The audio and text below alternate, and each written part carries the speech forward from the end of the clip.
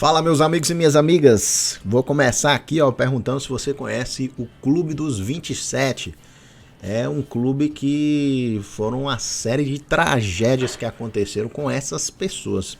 Veja só essa imagem que vai aparecer aí.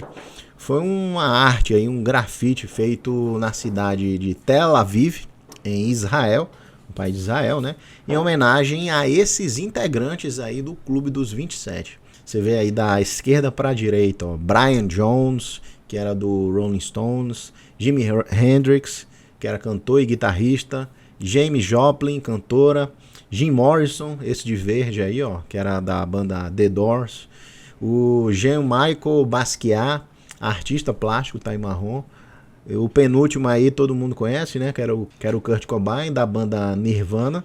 E finalmente aí a nossa personagem principal do vídeo de hoje, que era a Amy Winehouse. Então, se você gosta de conteúdos interessantes de medicina, se inscreve no nosso canal, porque a gente está sempre trazendo aí esses temas polêmicos e uma visão sempre médica e muito com ética, né? Então vamos falar aqui da Amy Winehouse, é o nosso tema de hoje.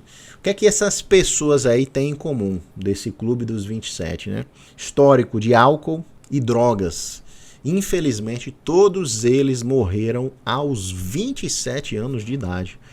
Isso é um termo, né, que se refere a uma crença de que é muito alto o número de artistas famosos que morreram aos 27 anos, principalmente pelo uso excessivo de bebidas alcoólicas ou drogas, ou então algum meio violento ali, como suicídio ou homicídio.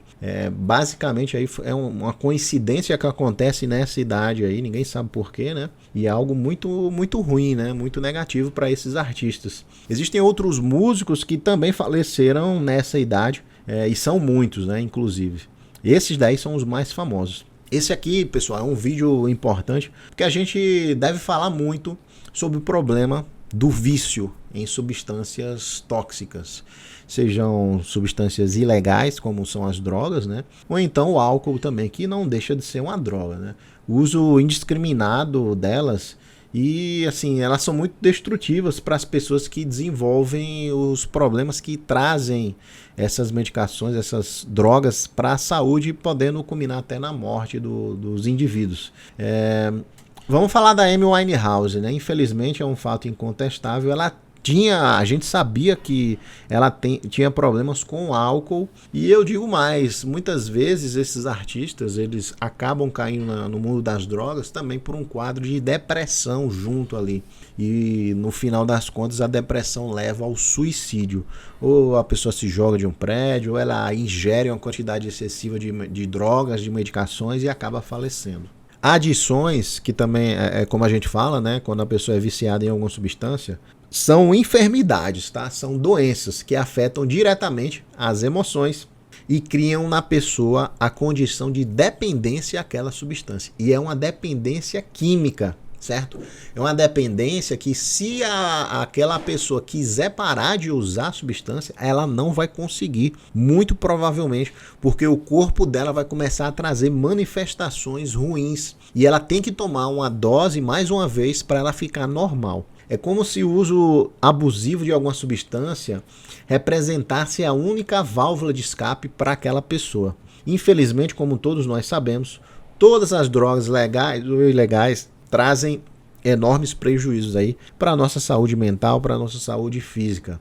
A nossa personagem principal morreu no dia 23 de julho de 2011, depois de ter passado por grandes momentos da sua carreira como cantora. E ela vendeu mais de 40 milhões de discos pelo mundo. Naquela época, né, existia essa contagem aí em discos. E infelizmente a Amy Winehouse se foi. No caso dela, da Amy Winehouse, ainda tinha, na minha percepção, e de muita gente que já levantou esse fato, né, um problema mais sério ainda, porque ela usava medicações, né, usava drogas junto com o próprio marido. Isso é relatado. O nome dele era Blake Fielder, que também era dependente químico e que apresentou as drogas mais pesadas para Amy Winehouse. O relacionamento dela com ele era muito problemático, muito conturbado. E quando ela faleceu, eles não estavam mais juntos, tá?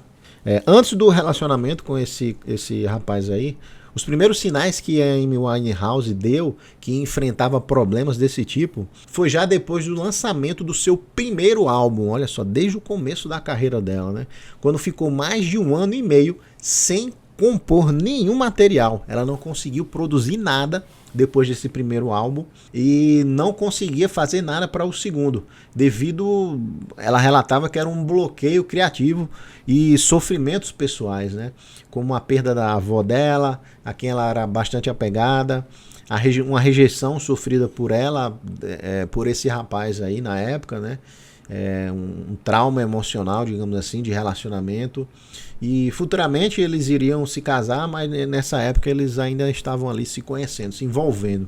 Na época, ele era comprometido, eles se davam bem, e o pequeno romance que eles tinham terminou. E aí ela ficou abalada, né, e acabou ficando sem produzir nada durante esse 1 ano e meio depois do primeiro álbum dela. Esses fatos aí, em um curto período de tempo, levaram a Amy Winehouse a buscar conforto em substâncias psicoativas, né? Substâncias proibidas e bebidas alcoólicas. E juntamente aos seus transtornos alimentares, olha só, ela também sofria de transtornos alimentares, que basicamente era a bulimia, né? Quando a pessoa come compulsivamente e depois vomita aquele conteúdo ali por arrependimento, né? Por uma questão de ter feito algo na impulsão e acaba depois botando para fora. Ela começou a perder muito peso, somando isso, né, a bulimia com o uso das drogas, né, das substâncias ilegais. Todo mundo percebeu, né? A imprensa ali da Inglaterra, a imprensa britânica percebeu e começava a retratar isso. É um comportamento autodestrutivo, né, digamos assim. A pessoa vai emagrecendo, vai ficando ali no estágio de caquexia, de desnutrição, e ela era muito magra. Se você ver as fotos, né, e começar a perceber isso, ela estava ficando muito magra. E o empresário dela começou a conversar para ela se internar, para tentar ali se recuperar numa clínica de viciados, né, uma clínica de recuperação. Ela a princípio concordou, mas depois ela não quis ir. E aí é onde surgiu aquela música, né? Música Rehab, que é reabilitação, né? E acabou que essa música, apesar de ser ela negando contra, ela falando contra a possibilidade de se internar, foi uma música que deu muito sucesso para ela. É conhecida mundialmente essa música aí. Existem vários vídeos dela fazendo apresentações e dando entrevistas que a gente consegue ver claramente que ela tá fraca. Ela tá muito emagrecida fisicamente e psicologicamente também. Esgotada emocionalmente. Se você parar para observar o comportamento dela, ela tá assim, esgotada. A performance dela no palco já não era a mesma nos últimos meses de vida dela. Você via que ela tava definhando mesmo. E o rapaz lá, né, o Blake, que era o ex-marido dela nessa época, ele tinha vício em cigarro, álcool, anfetamina, cocaína, cannabis, que é a maconha, né, êxtase, LSD, heroína, crack. Eram substâncias assim, poliviciado, né? Ele é considerado um poliviciado. E muitas dessas drogas também eram utilizadas pela Amy Winehouse com abuso em grandes quantidades. A Amy Winehouse foi encontrada morta na casa dela. E a causa da morte foi intoxicação alcoólica, depois de ter conseguido passar um belo período em abstinência. Provavelmente ela teve uma recaída, né? Ela também estava fazendo uso de uma medicação chamada Librium, que ajuda essas pessoas a se livrar do vício do álcool. O Librium, eu dei uma pesquisada aqui, eu não conhecia ele, tá? Ele é chamado de clorodiazepóxido. É um benzodiazepínico. Olha só, um derivado benzodiazepínico, na verdade, né? Eu não conhecia ele. E o que é que acontece? Quando você é viciado em álcool, né, e você ingere muito álcool durante muito tempo e basicamente todos os dias, o seu corpo ele entra no estado ali de depressão do sistema nervoso central. A pessoa que está bêbada, né, que fica ingerindo álcool muito tempo, ela fica mais lenta, as coisas acontecem mais devagar, ela tropeça, esbarra, né? É como se o corpo tivesse com um freio. E o que acontece? O que é que o organismo faz para compensar isso? Ele começa a produzir substâncias adrenérgicas, adrenalina, noradrenalina, com o objetivo de equilibrar isso, né? De tirar você daquele freio que o álcool causa, o corpo fica tentando ali deixar você mais excitado, mais alerta. E se o álcool sai, né? Se você, aquela pessoa que está nesse estado, ela para de tomar o álcool, acaba que ela fica passando mal, fica angustiada, fica com o coração acelerado, taquicardia, pressão alta, são sinais da abstinência, porque o corpo estava produzindo aquelas substâncias adrenérgicas para manter o equilíbrio. O corpo tentando subir a energia, né, subir o tônus adrenérgico e o álcool baixando. Mas quando o álcool sai, fica só essa questão aí da adrenalina, né? Então, sua frio, boca seca, fica com a taquicardia. E aí que entra essa substância aí que eu falei, né? O Librium, ele é um derivado do benzodiazepínico para tentar acalmar esse estado aí de abstinência, né? Essa é a abstinência química do álcool. Então, serve para você reduzir esses efeitos colaterais aí e a pessoa consegue tolerar. Porque se ela não fizer isso, ela vai ter que tomar uma outra dose de álcool para conseguir baixar essa questão adrenérgica aí do corpo.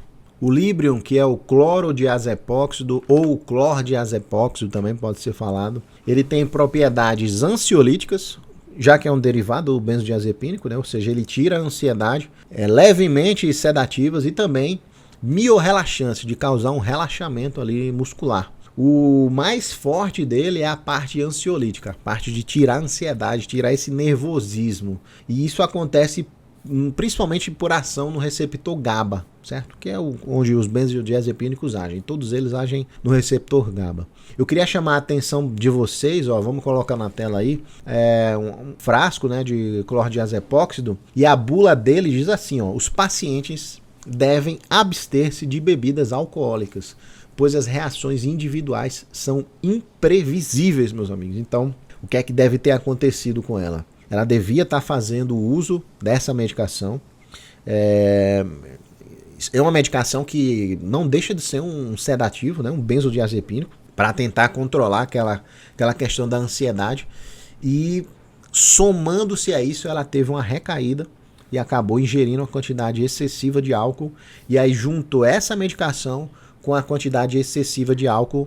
E isso pode ser uma das causas que levou a Amy Winehouse a morrer. A própria médica da Amy Winehouse se chamava Christina Rossetti. Ela já tinha alertado a cantora para o perigo de morte se ela fizesse essa associação, né, da medicação que ela estava usando com algum pico aí de bebidas alcoólicas. E incrivelmente ela se consultou um dia antes de morrer com essa médica. A médica disse que ela ficava semanas sem beber para poder beber de novo. Ela falava assim: a Amy tinha uma visão muito particular e errada do tratamento. Essas foram as palavras da própria médica dela, né? Eu acho que ela achava que poderia ficar uma semana sem beber e no sábado ou no domingo tomar um porre ou fazer alguma coisa para tentar compensar isso, né? Só que é pior, porque você está fazendo uso de uma substância que está deixando o seu corpo mais controlado, sendo que se você acrescentar o álcool, tem uma interação aí, né? Tem uma interação de depressão do sistema adrenérgico, pode ter depressão respiratória, pode ter depressão cardiovascular, então provavelmente foi isso que aconteceu com ela. No laudo de análise, né, dos médicos legistas, a causa da morte foi o excesso de álcool. A necrópsia detectou no corpo dela uma concentração de 416 miligramas de álcool para cada 100 ml de sangue. Para você ter uma ideia, essa é uma quantidade 4,5 vezes acima do permitido para se dirigir na Inglaterra, que era onde ela morava, né? Foram encontradas 3 garrafas de vodkas vazias no quarto da cantora. Existe uma entrevista do pai dela em que ele afirma que, na opinião dele, é muito possível que uma convulsão pode ter acontecido com ela antes de morrer, porque ela já tinha um histórico de convulsões quando abusava do álcool. Mas assim, pessoal, a causa não foi a convulsão, certo? A convulsão, às vezes, é uma consequência do álcool. E assim, eu tenho um pé atrás em relação a isso, porque convulsões, quando você tira do que é uma convulsão mesmo, é um foco que você tem no seu cérebro que começa a desencadear uma atividade elétrica que não é normal. Convulsão por álcool é algo que poucas vezes a gente vê acontecer isso, né? Essa questão da área elétrica cerebral está super excitada, porque o álcool já é um depressor do sistema nervoso central. Então, assim, é a opinião dele, né? Ele acha que é isso. Mas olhando como uma forma médica de drogas, né? Ela estava ingerindo uma medicação, que é o álcool, digamos assim. Ela teve uma depressão respiratória, uma depressão cardiovascular. O que é que acontece quando a pessoa ingere uma quantidade alta de álcool? Ela fica super molenga, ela fica preguiçosa, ela quer dormir, né? Ela esbarra nas coisas. E isso, somado ainda com a substância que ela estava tomando, que também era depressora, pode ter feito ela ficar numa posição que ela não conseguia respirar bem, e acabou que ela teve uma parada por hipóxia, por exemplo, porque obstruiu a via aérea superior dela. Isso é uma causa muito comum quando você usa substâncias que são depressoras do sistema nervoso central. Os benzodiazepínicos em excesso causam isso, propofol em excesso pode causar isso, outras substâncias usadas na anestesia, como a ketamina, o etomidato, eles são extremos depressores da consciência, são hipnóticos. E aí quando você tira a consciência de uma pessoa, ela desmaia, e não é apenas um sono, porque ela não vai acordar sob qualquer estímulo, e se ela desmaiar e ficar numa posição ruim, obstrui a via aérea e essa pessoa vai morrer, sem oxigênio.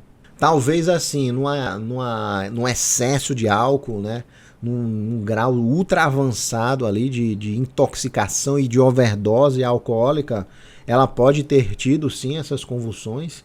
É relatado que num grau avançado de intoxicação pelo álcool existe essas convulsões.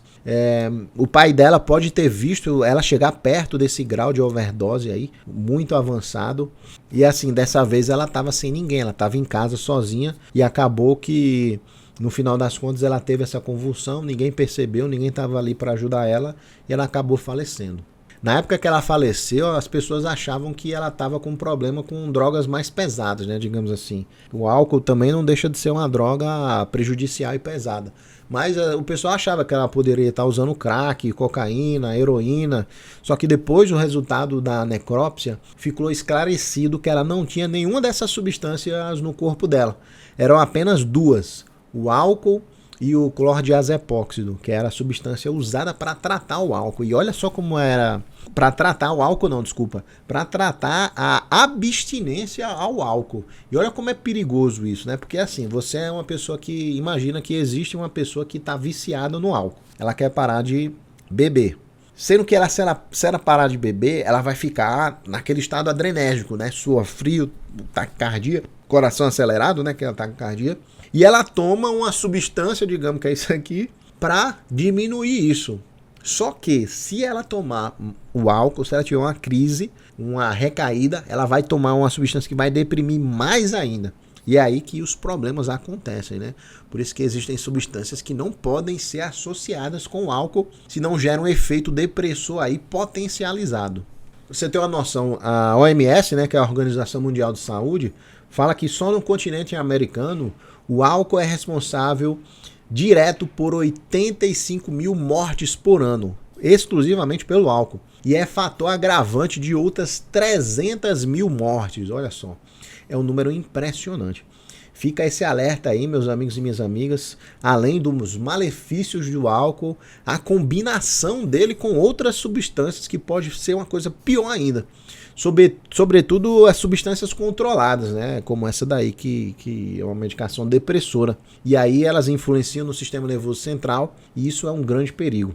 Eu vou deixar uma imagem aqui para vocês verem, ó, da cantora Amy Winehouse, antes e depois do abuso de álcool, de substâncias, né? Você vê na imagem da esquerda, ela tá um esqueleto, super emagrecida, uma cara assim que tá consumida, né? E aí do lado direito era ela num estado assim que tava bem, tava sem usar substância, tava sem abusar dessas substâncias. É uma diferença muito grande, né? Você vê que muda a pessoa mesmo. Então, assim, fica essa lição, fica esse alerta. O álcool é uma substância que pode matar, que traz transtornos pessoais, transtornos de relacionamento, muitos problemas são causados por ele e também mortes, certo, meus amigos e minhas amigas? Se você acha interessante esse tipo de vídeo, se inscreve no nosso canal. Eu sempre estou aqui trazendo essa visão médica, uma visão mais analítica, né, sem muita elaboração, e sim trazendo o que a medicina informa, né, sobre o que acontece mesmo na vida real. Sempre eu trago esses vídeos para informar, para trazer um conteúdo aqui ético, né? Sempre de forma a alertar vocês. Combinado? Um grande abraço do seu amigo Thiago e até o próximo vídeo. Tchau!